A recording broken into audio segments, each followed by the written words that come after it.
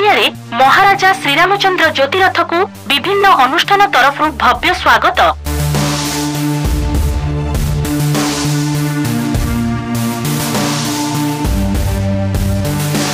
मयूरभंज जिले में ओडिया भाषा साहित्य कला संस्कृति ऐतिह्य एवं पर्यटन विकास लगी 2003 मसीह बारिपदार बुढ़ा बलंग चिपट एवं इटाजोड़ी नदीर त्रिवेणी संगम स्थल में बलांगी महोत्सव अनुष्ठित हो आसुछि। तेबे बलांगी महोत्सव कमिटी पक्षरु 4टी जाक उपखंडर आदिवासी मध्य सांस्कृतिक समन्वय रक्षा एवं भाईचारा परंपरा को मजबूत करने उद्देश्य अनुष्ठित हो आसुथिबा बलांगी सांस्कृतिक जागरण यात्रा महाराजा श्रीरामचंद्र ज्योतिरथर जिला परिक्रमा कार्यक्रम चलित वर्ष मार्च 7 रु 9 तारिख पर्यंत 3 दिन धरी मयूरभंज जिलार 4टी उपखंड में परिक्रमा करने कार्यक्रम रही। 7 तारिख शुक्रवार बारिपदा जगन्नाथ मंदिर निकटरू शोभा यात्रा एवं ज्योति रथ बाहरी मयूरभंज जिलार विभिन्न उपखंड परिक्रमा करी आज मां किचकेश्वरी मंदिर बाहरी दिबा एक घटिका समय करंजिया नेताजी छक ठारे पहुंचीबा परे करंजिया एनएससी अध्यक्षा पपी पृष्टि उपाध्यक्ष स्वरूप परिजा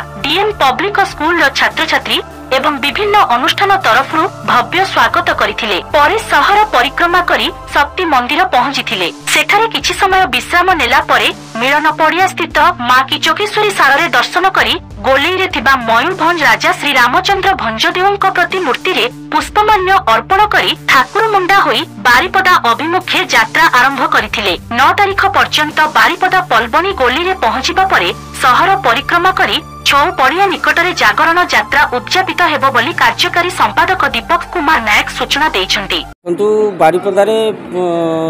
2003 मसीहा ठारू दीर्घ 23 वर्ष धरिकी बलांगी महोत्सव नाम एक सांस्कृतिक पर्व आयोजन हो आसुछि। एही अवसर में सारा जिले में भाईचारार संपर्क को एवं सांस्कृतिक समन्वय रक्षा करने बलांगी सांस्कृतिक जागरण यात्रा एवं महाराजा जो अतीत गारिमा रही श्रीरामचंद्र भंजकर ताकू उत्तर पीढ़ी मानक मन पकई देवाई महाराजा श्रीरामचंद्र ज्योतिरथ जिला परिक्रमा करुच्ची। एटा नवम वर्ष में पहुंची चलित वर्ष प्रत्येक वर्ष परी चलित वर्ष आज द्वितीय दिन में करंजिया माटी पहुंची पवित्र करंजिया माटी एवं यार वार्ता होउची आमे मयूरभंजर जो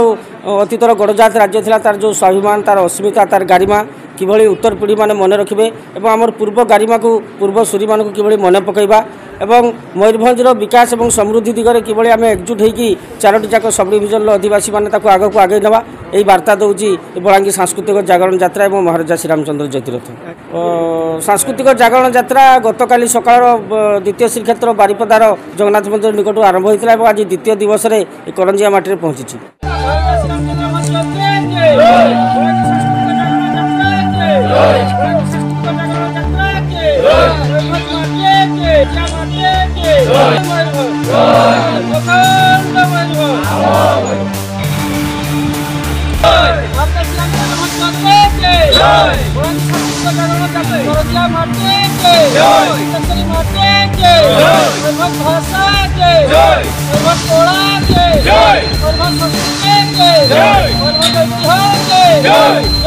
सुमंत पात्रंक रिपोर्ट एसटीवी न्यूज ओडिशा 24।